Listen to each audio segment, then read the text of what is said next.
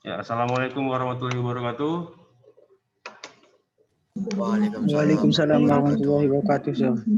Jadi kita lanjut pembelajaran kita hari ini. Kita akan masuk ke bab baru yaitu sistem pencernaan ya. Oke. Nah, jadi di sini kita masuk ke bab terakhir di semester ini, sistem pencernaan ya. Jadi hari ini kita belajar sebelum kita masuk ke sistem pencernaannya, kita belajar dulu tentang zat-zat pada makanan ya. Karena sistem pencernaan sendiri sangat berkaitan dengan zat-zat pada makanan. Oke. Nah, jadi di sini bisa kalian lihat di pencernaan. Jadi ada dua topik ya. Yang pertama itu zat makanannya dan yang kedua adalah sistem pencernaannya. Nah, sistem pencernaan di sini kita akan fokuskan kepada sistem pencernaan pada manusia ya. Dan beberapa hewan nanti kita juga akan singgung seperti hewan-hewan dari ruminansia atau hewan-hewan memamah biak seperti sapi. Nanti kita bahas juga di sistem pencernaan pada hewan ya. Jadi lebih ke sistem pencernaan pada manusia. Oke. Nah, sebelumnya kita akan bahas tentang zat-zat makanan. Oke. Nah, jadi zat makanan itu mengandung energi kimia yang terdapat bisa pada tumbuhan, bisa pada hewan ya. Ya.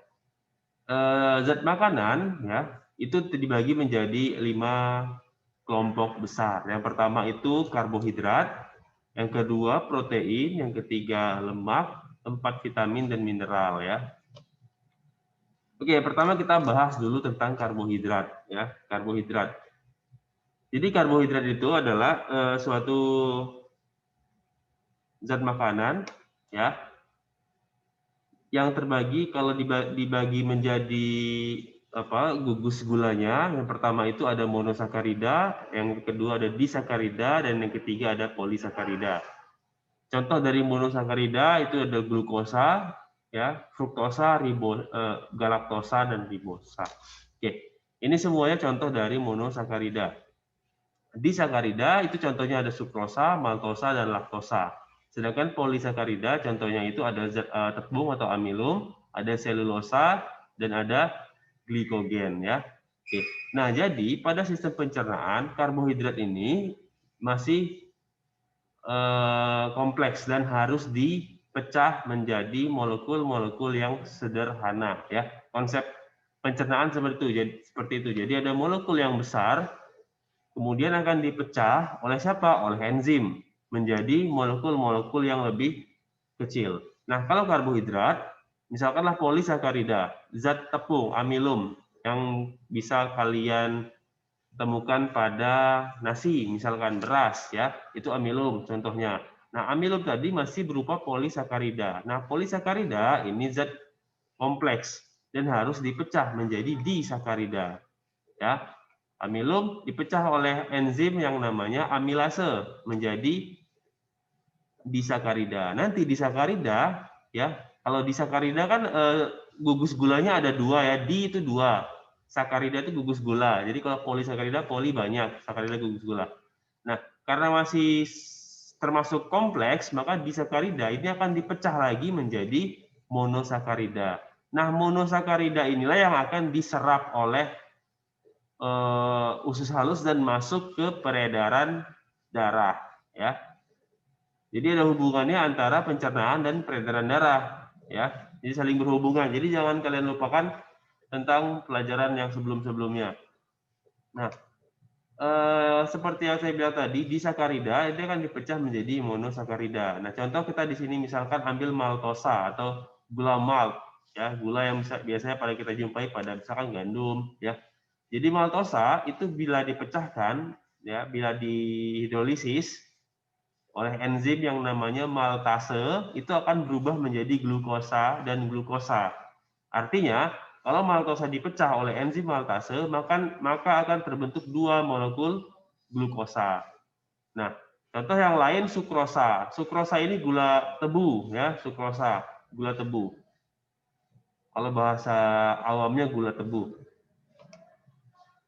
Nah, sukrosa ini akan dipecah oleh enzim sukrase menjadi glukosa dan fruktosa, ya. Sedangkan laktosa itu gula, kalau bahasa awamnya itu gula susu, laktosa yang biasa kita jumpai pada susu. Jika dipecah oleh enzim laktase, dia akan menjadi satu molekul glukosa dan satu molekul galaktosa. Nah, molekul-molekul inilah yang akan diserap di villi usus halus, yang selanjutnya akan masuk ke peredaran darah, ya. Jadi karbohidrat itu ada banyak. Gula yang biasa kalian makan untuk membuat teh manis, misalkan membuat kopi, itu juga termasuk ke dalam karbohidrat. Kentang, jagung, nasi yang ada zat tepungnya atau amilumnya itu juga termasuk karbohidrat. Jadi karbohidrat itu ada banyak. Selulosa juga termasuk karbohidrat, ya. Sayur-sayuran, daun dinding sel tumbuhan itu termasuk karbohidrat karena mengandung selulosa. Selulosa itu termasuk ke dalam karbohidrat. Oke. Nah, karbohidrat sendiri fungsinya di dalam tubuh, fungsi utamanya itu sebagai sumber energi utama di dalam tubuh. Itu karbohidrat, ya. Karbohidrat adalah sumber energi utama di dalam tubuh. Oke. Nah, yang kedua protein, ya. Jadi protein sendiri bisa kita bagi menjadi dua jenis. Yang pertama itu protein hewani yang terdapat pada hewan, dan protein nabati, ya, yang terdapat pada tumbuhan. Ini struktur proteinnya. Jadi protein kalau tadi karbohidrat, ya, kalau dipecah bisa menjadi molekul-molekul disakarida dan monosakarida. Kalau protein jika dipecah atau bentuk sederhana dari protein, ya, molekul protein itu adalah asam amino, ya. Asam amino. Jadi protein itu saat masuk ke dalam tubuh, pas dia diserap tidak dalam bentuk protein, tapi dalam bentuk yang paling sederhana, yaitu asam amino. Nah, asam amino sendiri ada 20 jenis. Ini kalau nggak usah kalian hafal. Jadi asam amino sendiri dibagi menjadi dua, asam amino esensial dan asam amino non esensial, ya. Ada alanin, arginin, asparagin, aspartik acid, sistein, glutamin, dan banyak lagi, ya. Ada 20 jenis asam amino. Nah, protein sendiri itu fungsinya sebagai pembentuk sel-sel tubuh yang rusak, ya. Pembentuk sel-sel tubuh yang rusak. Protein bisa menghasilkan energi? Bisa. Jadi energi yang dihasilkan oleh protein dan energi yang dihasilkan oleh pemecahan protein dan energi yang dihasilkan oleh pemecahan karbohidrat itu sama, ya. Sama-sama energinya sekitar 4,2 kilojoule gitu. Nah, tapi kenapa karbohidrat yang dipakai sebagai sumber energi utama, kenapa bukan protein padahal energinya sama? Karena fungsinya tadi, protein memiliki fungsi yang lebih ke membangun sel-sel tubuh, ya, membangun sel-sel tubuh. Kalau karbohidrat fungsi utamanya memang sebagai sumber energi utama di dalam tubuh, ya. Protein sumber energi. Karbohidrat sumber energi. Tapi sumber energi utama adalah karbohidrat, bukan protein. Jadi protein juga bisa menghasilkan energi. Tapi fungsi utama protein bukan itu, tapi untuk membangun sel-sel tubuh. Misalkan ada sel-sel tubuh yang rusak atau sel-sel tubuh yang meregenerasi sel-sel tubuh, ya. Ya ini sekedar apa aja, sekedar tambahan. Ini sifat-sifat protein ada ionisasi dan denaturasi, ya. Denaturasi itu adalah proses perubahan dari struktur protein. Misalkan yang paling gampang itu saat kalian memasak telur, ya. Nah, protein-protein yang di dalam telur tadi akan terdenaturasi sehingga menyebabkan telur akan mengeras. Kenapa? Karena protein kehilangan berubah, struktur sekunder, tersier, dan kuarternernya berubah sehingga dia menjadi keras. Jadi telur kalau dari cair jadi keras, ya, kalau dipanaskan. Ini lebih kimia. Oke, nah terus, nah Terus ada lemak ya, yang ketiga itu ada lemak. Jadi lemak ini atau lipid ya, lipid lemak. Ya, ada lemak hewani, ada lemak nabati juga. Contohnya pada lemak nabati itu pada ini pada kelapa, minyak kelapa misalkan. Kalau hewan pada apa ya? Oke. Nah, jadi lemak sendiri itu ada banyak jenisnya, ya. Dan tidak semua lemak itu berakibat buruk pada tubuh. Bahkan lemak itu juga dibutuhkan oleh tubuh. Kalau kita kekurangan lemak, maka kinerja tubuh kita akan berkurang. Kalau kalian ingat, membran sel itu tersusun atas lemak, lipid, fosfolipid. Ya, ada lipidnya, ada lemaknya. Oke. Nah, jadi lemak itu ada jenis, ada banyak, ada yang bagus, memang ada yang bagus untuk tubuh, ada yang kurang. Kenapa? Karena kalau berlebihan ya, ini berlebihan ya, kita bahas yang berlebihan. Karena dia kalau berlebihan dapat menyebabkan penyakit di dalam tubuh. Memang semua yang berlebihan menyebabkan penyakit. Nah, contoh lemak itu yang pertama ada lemak tak jenuh. Ya, lemak tak jenuh. Itu biasa kita jumpai pada kacang-kacangan, ya, minyak zaitun dan buah-buahan seperti alpukat. Terus ada minyak jagung juga, minyak kedelai dan jenis-jenis ikan. Nah, terus ada yang namanya lemak jenuh. Nah, lemak jenuh ini biasa kita jumpai pada daging merah. Daging merah itu misalnya daging sapi, daging kerbau. Kalau ayam dagingnya nggak merah ya. Kalau daging merah itu daging-daging kayak daging sapi. Terus pada kulit ayam, ya kulit ayam itu termasuk lemak jenuh. Mentega, minyak goreng ya. Terus ada yang namanya lemak trans. Lemak trans itu biasanya pada margarin, ada pada fast food biasanya, pada makanan-makanan cepat saji. Dan kolesterol. Jadi kolesterol itu termasuk ke dalam jenis lemak, lipid. Ini biasanya terdapat pada kuning telur, banyaknya terdapat pada kuning telur, udang, kerang, jeroan, susu, dan mentega ya. Jadi apakah lemak ini baik dikonsumsi? Ya tentu saja baik, karena dia zat-zat yang dibutuhkan oleh tubuh, tapi tidak boleh terlalu berlebihan. Nah, sumber fungsi lemak ini sebagai cadangan makanan, ya, cadangan makanan. Fungsi utamanya sebagai cadangan makanan. Nah, lemak juga bisa menghasilkan energi. Bahkan energi yang dihasilkan oleh lemak itu 2 kali lipat dari energi yang dihasilkan dari pemecahan karbohidrat dan protein. Jadi sekitar 9,4-an ya. Jadi 2 kali lipat. Kalau tadi protein dan karbohidrat sekitar 4,2, lemak sekitar 9. Nah, kenapa lemak energinya lebih banyak tapi tidak dijadikan sumber energi utama? Kenapa malah karbohidrat yang dijadikan sumber energi utama? Padahal energi yang dihasilkan oleh lemak itu lebih banyak. Karena proses pemecahan lemak itu memakan waktu yang lebih lama daripada proses pemecahan karbohidrat. Ya, sehingga walaupun energinya banyak, tapi waktu yang dipakai untuk memecah lemak dan prosesnya juga lama. Ya. Oke. Nah, jadi di antara ketiga tadi, karbohidrat, protein, dan lemak, ya, sumber energi utama itu adalah karbohidrat. Nah, misalkanlah ada orang yang nggak makan-makan ini selama biasanya seminggu, misalkan seminggu. Berarti dia kan nggak ada asupan apanya ya, asupan makanannya. Nah, dari mana? Jadi kan kita makan ini fungsinya untuk apa ya? Mendapatkan energi, mendapatkan nutrisi, ya, fungsi dari kita makan. Nutrisi dan energi tadi didapat dari protein, dari karbohidrat, dari lemak. Nah, misalkan ada kasus, ada orang yang kelaparan misalkan lah, berarti tidak ada konsumsi zat makanan lagi. Dari mana dia mendapat energi? Pertama, dia akan merombak yang namanya glikogen. Glikogen ini terdapat pada otot dan hati. Nah, glikogen ini merupakan polisakarida. Ya.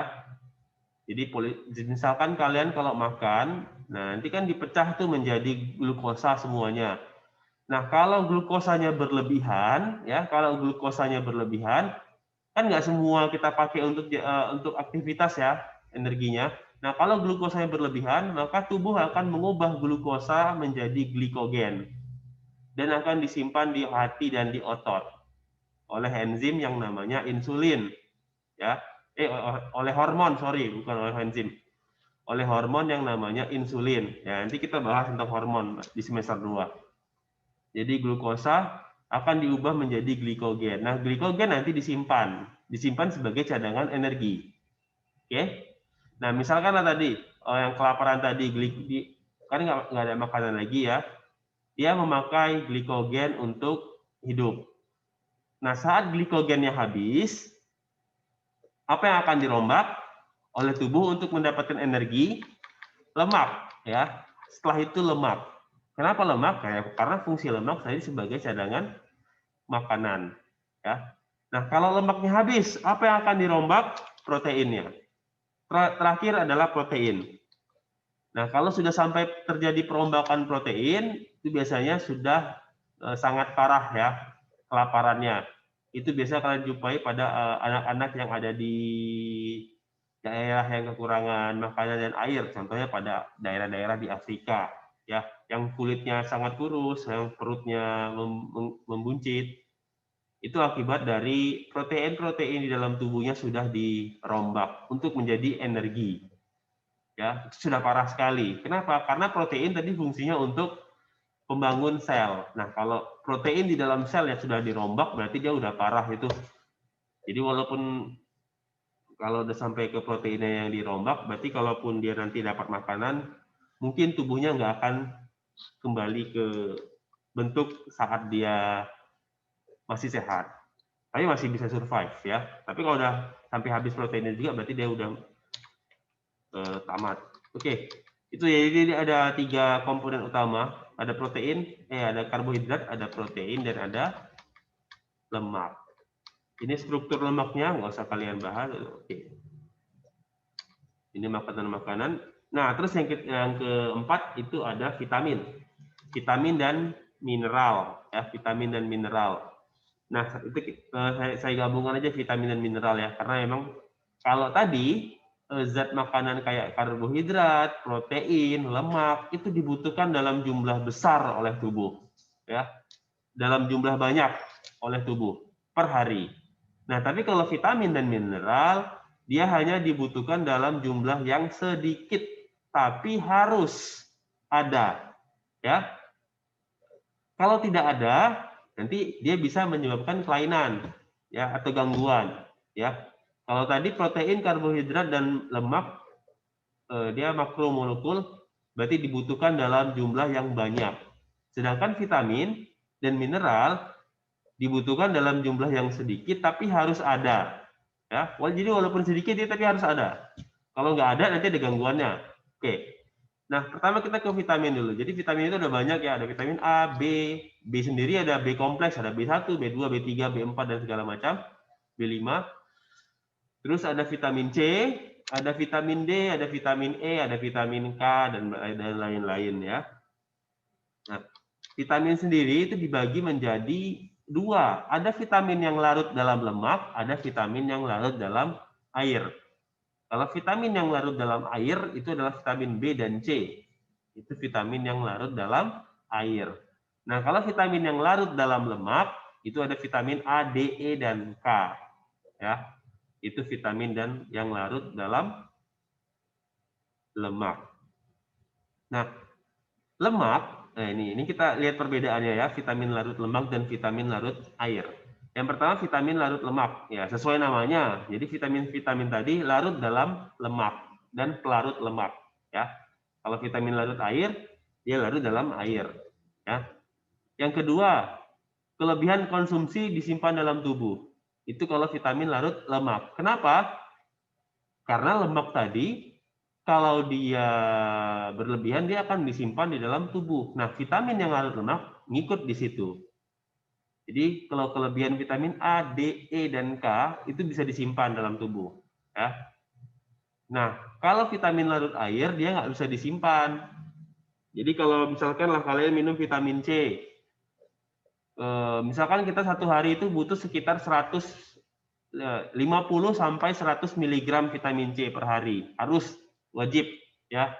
Apalagi Kalau umurnya remaja sampai ke dewasa itu sekitar 50 mg sampai 100 mg per hari vitamin C. Nah, misalkanlah kalian minum 1000 mg, misalkan kalian minum apa itu? Minuman UC 1000 gitu. Kan ada 1000 mg itu kan. Nah, tubuh hanya membutuhkan sekitar 50 sampai 100. Berarti sisanya kemana? Disimpan? Enggak. Karena dia vitamin larut air, tidak bisa disimpan. Jadi kelebihan tadi akan dibuang melalui urin, ya. Ya, jadi dibuang melalui urin. Jadi sia-sia dong. Iya, memang. Ya, kalau kalian sehat dan kalian minum itu ya sia-sia. Karena sekitar 50 mg yang diserap, sisanya dibuang. Kecuali kalau kalian dalam kondisi sakit atau sedang tahap penyembuhan. Karena saat kalian dalam kondisi sakit atau dalam tahap penyembuhan, kadar vitamin C yang dibutuhkan oleh tubuh itu meningkat. Atau misalkan kalau saat kalian sariawan, ya. Jadi lebih dari itu boleh. Kalau saat tubuh kalian memang sedang sakit atau misalkan habis operasi dari tahap penyembuhan, itu dibutuhkan vitamin C untuk meregenerasi sel-sel di tubuh. Jadi vitamin C itu termasuk ke dalam antioksidan. Oke, tadi dikeluarkan lewat urin. Nah, sedangkan yang larut lemak itu dikeluarkan lewat empedu. Ya, empedu. Kalau dia berlebihan. Oke. Selanjutnya, ini tidak selalu perlu dalam makanan sehari-hari. Jadi vitamin A, D, E, dan K, karena dia bisa disimpan kelebihannya, jadi dia tidak diperlukan, misalkan nggak perlu rutin, misalkan kalian makan makanan yang mengandung vitamin A hari ini, banyak nih, misalkan banyak nih, besok kalian nggak makan, tidak masalah. Karena kenapa? Karena vitamin A yang tadi, yang kalian makan hari ini, yang banyak tadi, masih bisa mencukupi kebutuhan vitamin A kalian besoknya. Karena dia disimpan. Tapi beda lagi dengan vitamin larut air. Dia harus ada dalam makanan sehari-hari. Misalkan kalian makan banyak vitamin C hari ini.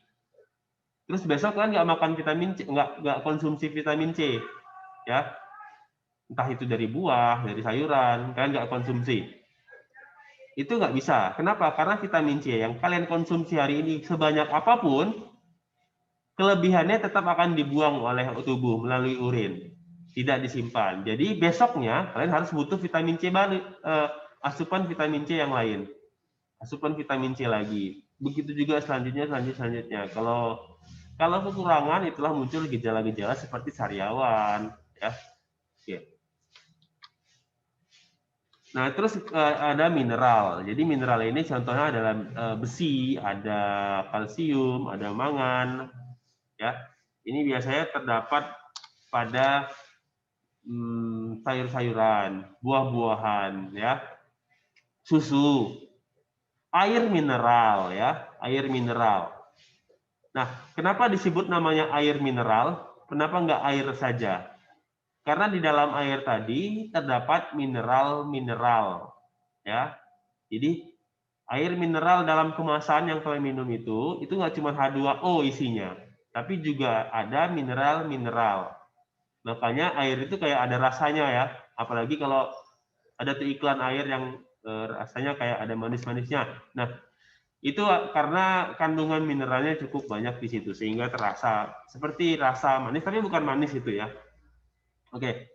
Itulah vitamin tadi. Misalkan kalau vitamin A itu biasanya kita jumpai pada sayur-sayuran yang berwarna merah, yang ada beta karotennya. Ya, vitamin A ini sangat bagus untuk untuk penglihatan, vitamin A.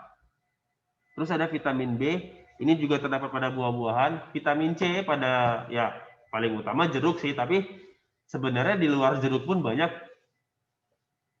zat-zat yang atau bahan makanan yang mengandung vitamin C. Contohnya ada cabai itu juga banyak vitamin C-nya. Jambu biji merah terutama itu juga banyak vitamin C-nya. Jadi nggak hanya jeruk, ya, tapi yang paling terkenal emang jeruk. Vitamin D. Jadi sebenarnya di makan buah-buahan aja kalian sudah mencukupi asupan vitamin C kalian setiap hari, sayuran dan buah-buahan. Vitamin E ini terdapat pada jagung, ada minyak seperti minyak zaitun, minyak almond gitu ya. Vitamin K. Nah, kalau vitamin K sendiri itu juga ada dibentuk di dalam tubuh ya oleh bantuan bakteri yang ada di usus besar ya, vitamin K. Vitamin K.